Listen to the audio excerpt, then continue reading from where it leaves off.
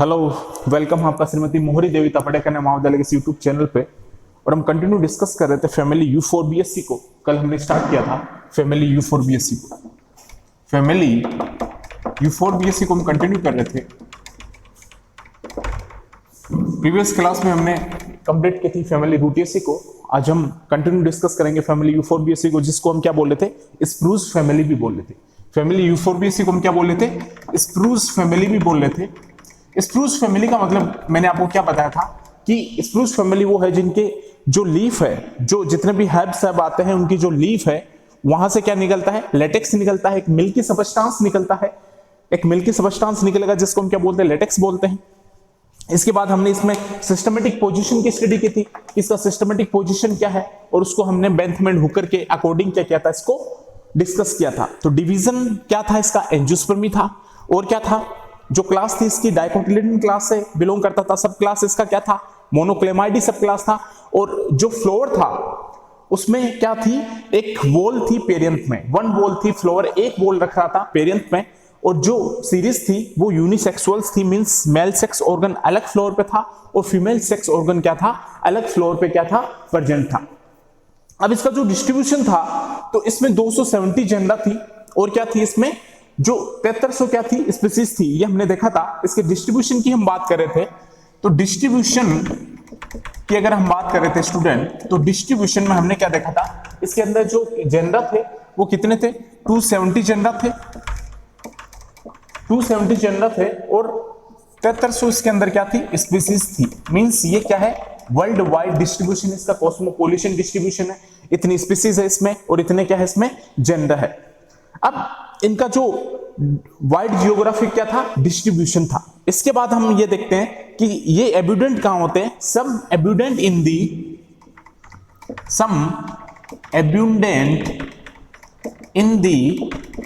ये कहां एब्यूडेंट होते हैं, सम abundant in the warmer climate.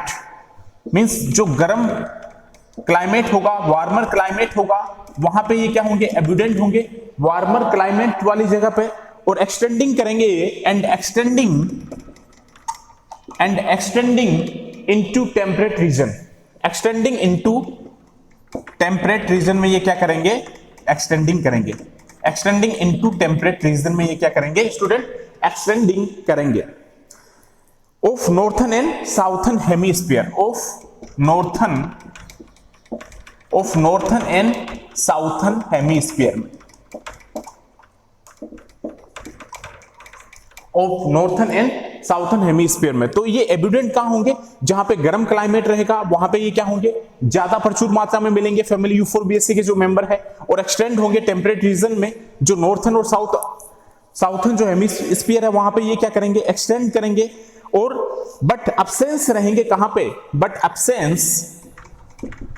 Absence from Arctic reason. जितने भी ठंडे प्रदेश है, जो भी बर्फ वाले प्रदेश है, आर्कटिक जो रीजन है, जैसे 8 कंट्रीज जो आर्कटिक में आती है, कनाडा वगैरह जो है यूरोपियन कंट्रीज, तो आर्कटिक जो कंट्रीज है वहां पे ये क्या रहेंगे, ये अब्सेंट रहेंगे, वहां पे ये प्रेजेंट नहीं होंगे। तो ये जो डिस्ट्रीब्यूशन हम देख रहे हैं इसका, इसमें 270 जेंडर है, 7300 स्पीसीज है।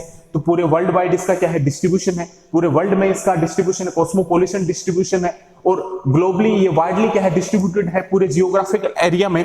और सम एब्यूडेंट, ये कहां पे एब्यूडेंट रहते हैं, इन दी वार्मर क्लाइमेट वाले रीजन में, जो गर्म इलाके होंगे वहां पे ये क्या रहेंगे, ज्यादा मात्रा में मिलते हैं, एब्यूडेंट कंडीशन में मिलेंगे।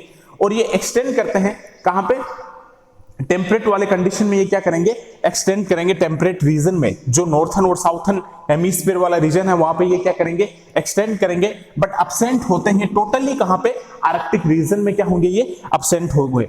तो मींस ठंडे प्रदेश वाले रीजन में ये कहां क्या होंगे, अब्सेंट होंगे।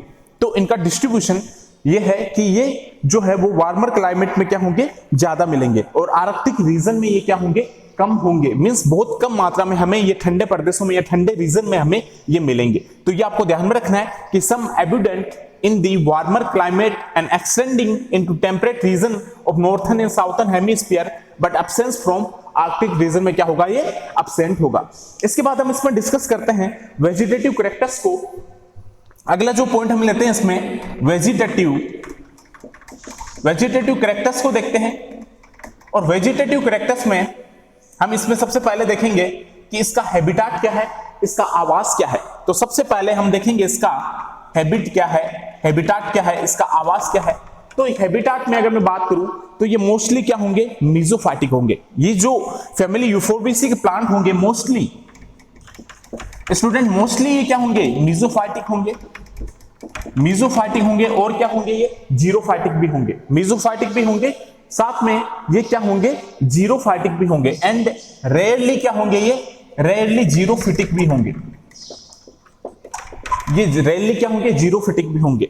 तो इनके अगर मैं हैबिट की बात करूं, आवास की बात करूं, तो ये क्या होंगे, मोस्टली तो क्या होंगे, ये मीजोफिटिक होंगे। मींस मीजोफिटिक कंडीशन में ये हमें ज्यादा मिलेंगे, लेकिन ये जीरोफिटिक कंडीशन में भी हमें कुछ कुछ जो यूफोर्बिएसी के मेंबर, कुछ कुछ जो यूफोर्बिएसी के प्लांट है वो हमें जीरोफिटिक कंडीशन में भी मिल सकते हैं। मींस रेयरली ये क्या होंगे, जीरोफिटिक होंगे। और मोस्टली ये क्या होंगे, हैबिटाट में अगर बात करते हैं तो मोस्टली ये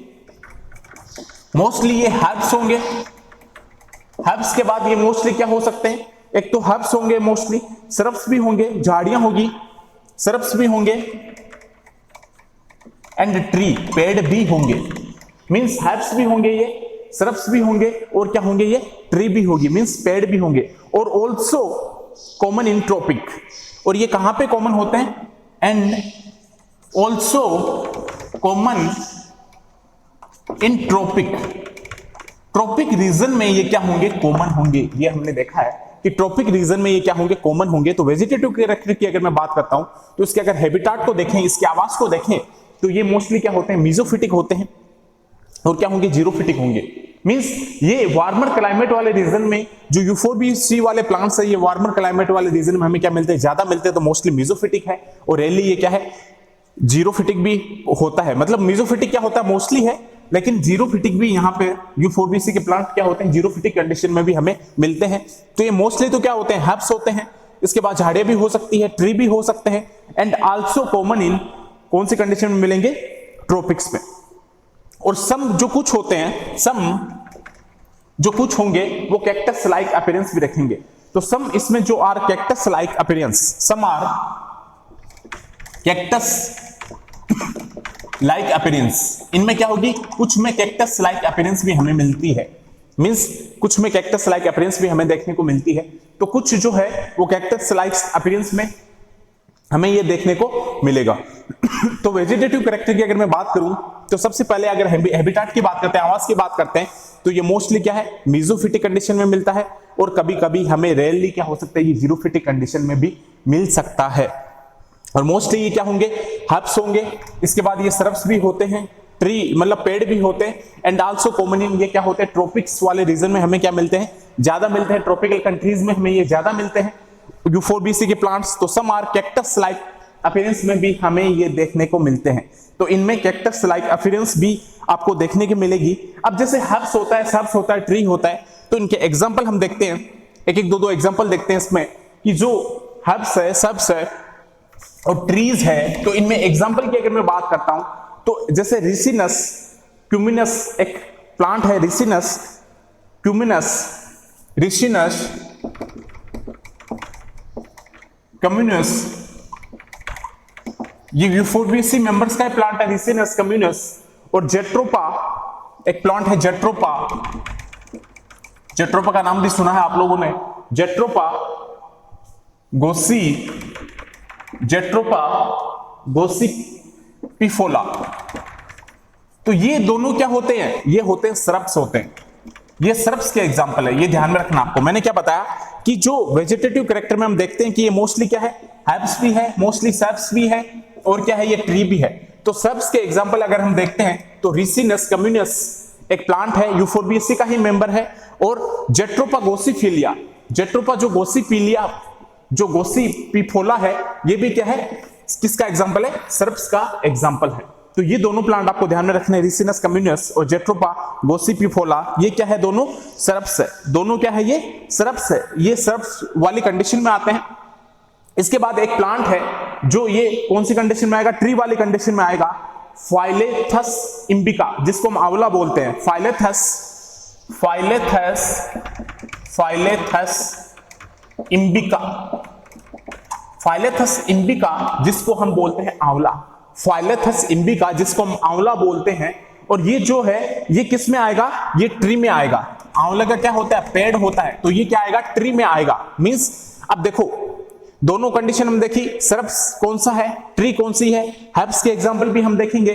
तो मैंने क्या बताया कि हैबिटाट में ये हर्ब्स भी होते हैं, सरप्स भी होते हैं और ट्री भी होती है। तो सरप्स हमने देखा रिसिनस, कम्युनस, जेट्रोपा गोसिपिफोला सरप्स है, फाइलेथस इंडिका क्या है, यहाँ पे ट्री है। तो ये अलग अलग कंडीशन में हमें इनके हैबिटाट जो है, वो आवास है, वो हमें मिलते हैं। तो इनके जो एग्जांपल है आगे हम इसके हर्ब्स भी देखेंगे, और इसका फिर आगे इसकी लीफ कैसी, इसका स्टेम कैसा है, इसके जो फ्लोरल कैरेक्टर है उसको हम डिस्कस करेंगे। आई होप कि आपको एक बेसिक क्लियर हुआ होगा। थैंक्स, मिलते हैं नेक्स्ट क्लास में।